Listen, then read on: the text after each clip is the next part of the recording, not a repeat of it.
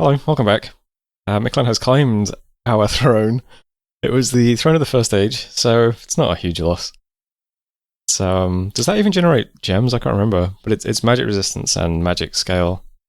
We don't need magic scale, so probably nice for Mictlan though. Found nothing with arcane probing. Saw another battle between Ragnar and Uruk. I think it's 18 knights, 60 crossbows. Got flaming arrows. But yeah, it's the same sort of stuff, just attack rear and that's the end of those guys. Flaming crossbows are pretty scary as well. So he lost a few more knights and 10 crossbows. And a paladin? Wait, really? How did you lose all that stuff? Well, anyway. Another Uruk stack gone. And then we took two. Not much point watching these, we just walked in, they're pretty empty. Even the Bone Tribe province was. Probably didn't need to deploy all these Retiarius. I just wasn't sure, it looked kind of big on the map sometimes. But yeah, only 27. That's not too bad. We also saw a battle between Nazca and Mictlan. Nazca's AI. I can't remember if I mentioned that or not. But yeah. Decay weapons, reinvigoration, strength, bless on quite a few sacreds. So this is just into PD, so Mictlan lost one of the provinces he picked up. 101 unit stack. We have to be careful now because since they're AI, they might just randomly start attacking us as well. But fortunately that little swamp we've got on their border, the Lizard province, I did bump it up to 20 PD a while back, so I think PD sometimes dissuades AI from attacking you. I always work under the assumption that it does anyway. And 2 events, both of which are just misfortune events, which is really bad. I don't want to get attacked by stuff in those provinces. There's like 3 PD in most of my provinces. Any kind of attack will just take them from us. That's it for messages though. So 2 things. First of all, I spoke a bit to Mictlan. I think their war, like it's gone well enough that Nazca's gone AI. But it does seem like Mictlan has taken a few losses and might have a bit of work dealing with this final stack. So it might take them a few more turns to actually finish off Nazca. I'm probably just going to stay peaceful with them because, you know, Mictlan's kind of scary, I think. Don't really have much of a border with Asia. They might just sail into us, but I'm just going to kind of ignore them, I think.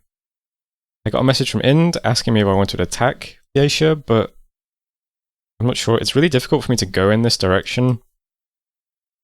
We have to go through a disease province, and then another forest, and then a wasteland, and then I don't think they're a good target for me to actually attack. So I sent them back a message asking them what they think of Mari, so maybe I can attack Maragnon with them.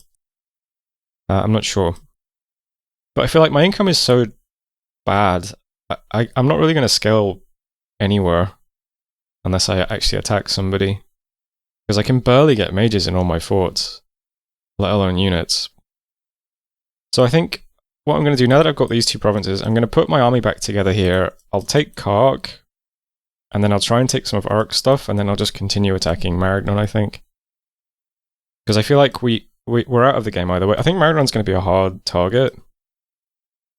But I don't think we have any choice. I don't think we're going to achieve anything unless we actually start attacking somebody.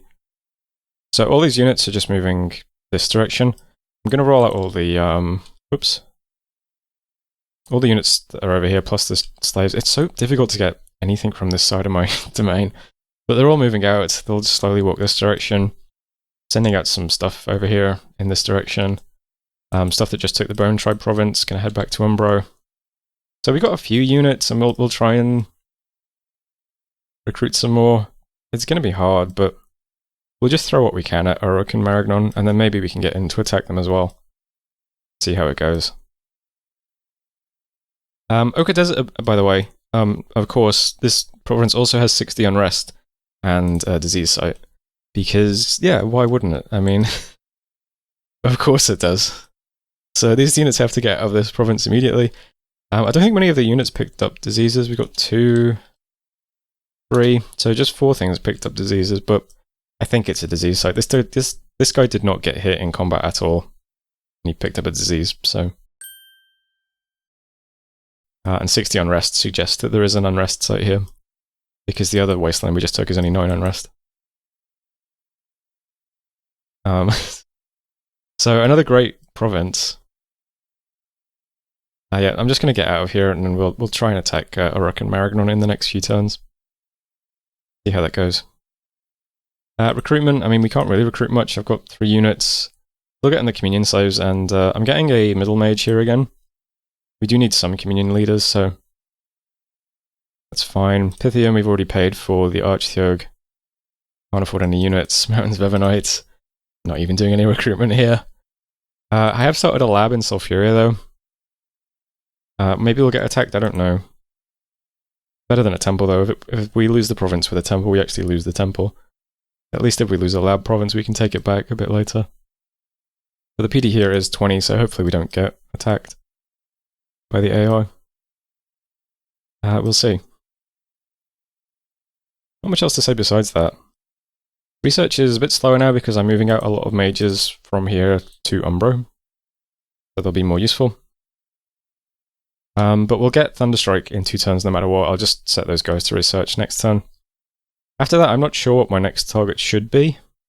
I was going to get Conjuration 3 just for like small air elementals, but I don't know if they'll make much impact. Arrowfang would be nice against Maragnon, but it's kind of late. Enchantment 6. We don't really get much out of enchantment either, do we? Eyes of God, I guess, but that's about it, really.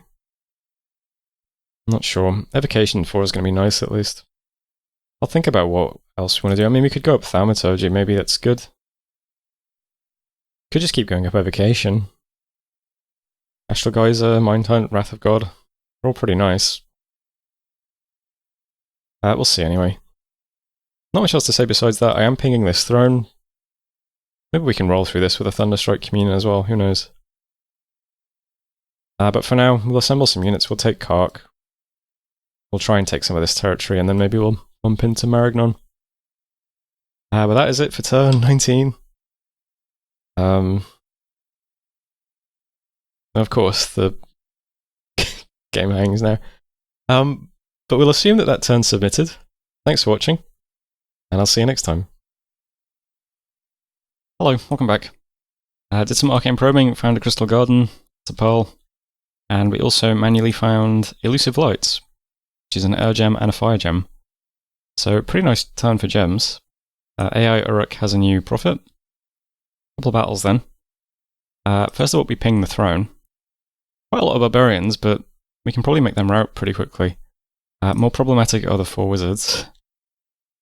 One of them is a big fire mage, again. So kind of hard to just walk at him with units. The other guy is all communion, which is pretty interesting. So this guy becomes a master. Oh, just a water mage, though. This guy's probably a bigger problem. Barbs aren't too bad, I don't think. It is a lot of them, though. So there's the throne. Probably not going to take that anytime soon. Saw another battle between AI Uruk and Maragnon. Uruk just walking around with some stuff. Taking stuff back. So he takes that back. And then in Wisespring Grove we have a plague, because of course you do. Lost some more population. Great. Good stuff. Not very good. Man, this is a rough game for income.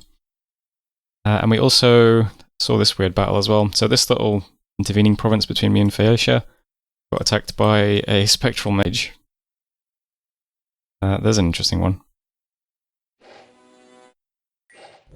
So that is now owned by Independence, as you can see on the map. Other than that, some patrolling and lost some scouts.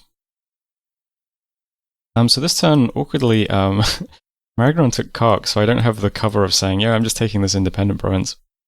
So I think what I'm going to do is I'm going to move everything I've got to Umbro, and then next turn I'm just going to move into Aeoli, and we'll see what we can do. Why not? Finn said he might attack Maragnon, but he has to move forces over here, so we'll see. So we might have an ally. But we're just going to walk into this general direction with what we have, which isn't much. We have enough stuff that we can get Thunderstrike online next turn. And I think I'll just put the next few points into alt, just to get the first few buffs for our communions and stuff. Personal luck and cheap fate. No, we've got twist fate, but then personal luck, yeah. And then maybe we'll get all the way to ethereal, which might not be very useful against Maragnon if it's just a bunch of flaming arrows, but I'll just pick up some little buffs, and that's fine. We already have enchantment. Where is...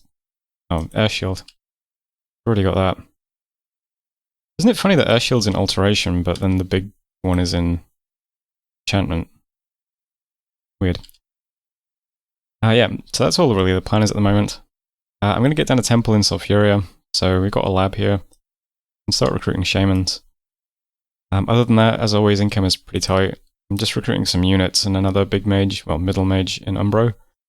And Pythium is getting nothing, and Mountains of Evernight is getting nothing. Yeah, just no income still. We don't even really have much of an army. It's going to be about 90 units, I think. So we've got about 60 units here patrolling, 6 communion slaves. And then we're bringing over another 35. And then I just thought I'd recruit some Retiarius this turn. It's not a big army, but it's 23 communion slaves plus 4 masters. We have another big mage coming over. Plus the one that we're recruiting this turn, so 5 masters. And my profit. Those guys should be able to Thunderstrike for days. But we'll see. That's the turn though. So turn 20. Thanks for watching. I'll see you next time. Hello, welcome back. We got some more research done. Evocations at 4, do Thunderstrike. So that's pretty good. Very big damage spell, 100 range. Even has a big AoE with more armor negating damage. It's a big one if we can lay lots of it down on enemies. There's lots of nice stuff in Evocation. Astral Geyser is so close, my favourite spell. Let's pick up some more alteration buffs though. We got personal luck this turn. I'll go for 3, I think. Because Mist Form would be kind of nice, but I'm just thinking like... I think Flaming Arrows just knocks this off though, right? Don't know, Mist Form seems like it would be nice to spread through the Communion. I've got it queued up anyway. And then Thaumaturgy, mostly just for teleport, so I can get them my mages around easier if they come with S3. Also gives us Mind Burn on the way for our little S1 mages if they're communioned. That's what it looks like at the moment anyway, seems okay. Spied 2 more battles between Maragnon and Uruk.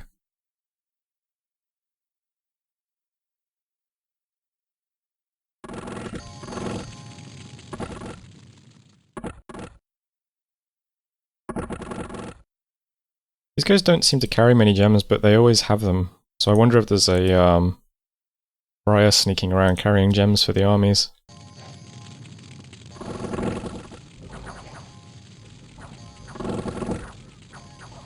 This army has cavalry that are at the top of the field on attack rear, which is where I expect we'll have attack rear attacks coming from. And well, it is a similar sort of story. We saw Uruk bouncing off 20 knights. Ikrema, we lost some income, of course. And that's it, killed all the brigands in Umbro, I think. Down to 15 unrest. So it's 137 income province now, finally. We're up to 1200 income. We're almost in an EA game income level, so pretty good. And this time I'm just going to attack Oli. Why not? There's a temptation to just wait and let Maragnon sit on Uruk and then go through the storming and, you know, to get these armies whittled down even more. But, I feel like we've delayed so much already. Like, we're already just behind. It's turn 21. We have no income, we have no real armies. We're doing some research, but we can't really recruit mages. Now let's just take some provinces. Maybe these have got good income and they'll help us a bit. And Mari's going to have to contend with Uruk stuff. There is always a possibility that Uruk moves these units out on this turn as well. And it would be awkward if we just bumped into Uruk and missed Maragnon entirely. Because we could move this army into Kark, weirdly. Well, we could, but I think I've put bodyguards on people that can't move. Is it these guys? Because the Retiarius have map move 12. I put some of these guys on bodyguard duty because I thought if they're bodyguards, they might just never take damage or deal damage, so we'll just have them for ages. and then we'll only lose them when we, when something actually hits our units that need bodyguards. Seems like that might be a good use for them, I don't know. So we could move straight to Cork, and then we'd have no chance of bumping Auric, but we'd also have probably no chance of killing any Mari units either. So I'm not sure.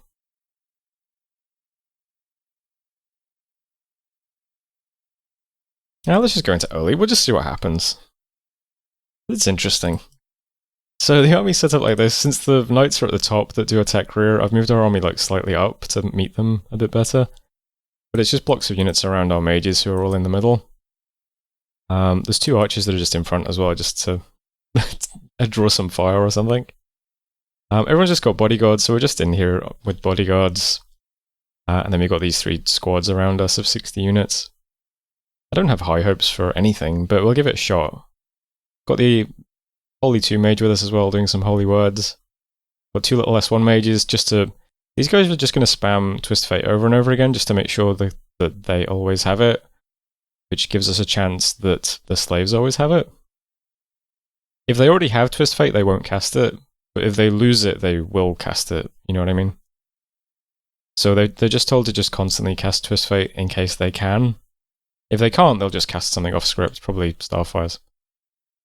But these 2 guys just do that. They're just constantly casting Twist Fate to try and spread it through the communion if that's possible or whatever. It's just, I don't know. Seems like it might help at some point. The other guys, the bigger mages, are... Let's just select them. So we've got 5 communion masters. Most of them do Air Shield on turn 1. Some of them do it slightly later. There's one guy getting out a Thunderstrike on turn 2. And then there's one guy doing Air Shield after Communion Master to make sure that the slaves all have it.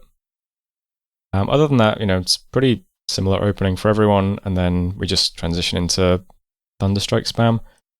I've been going back and forth on whether or not Personal Luck is useful on these guys. I think the Air Shield is fine, because what they're probably going to get hit by is Crossbow Fire. I think if we're getting hit by Knights, there's a problem, so I think the Air Shield is probably fine. So it's just nothing but Thunderstrikes. There's one guy down here doing Freezing Mist, because I thought that might be good as well. It's a scaling AoE. And it does lingering armor negating damage that also fatigues. That might be good. So they're the masters. And we've got all the communion slaves here. I don't know how these guys work exactly, but I assume since they're slaves, they just stand there. Prophet's in the battle as well. He's just doing Divine Blessing and then Heavenly Strikes. I guess I could do Holy Avenger first. I could also have a Communion Master cast the big Holy Spell in order to boost this guy so that he can smite. I don't know. Is that worth it? No, whatever. The script looks like that anyway. Also bringing this little guy along, because why not? I guess you can just cast spells.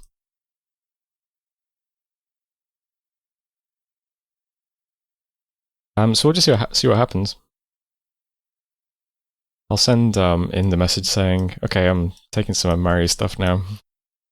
Maybe he'll help, I don't know. Last thing I need to do is name these mages, but I'll do that after the turn ends. But that was turn 21. Thanks for watching. See you next time.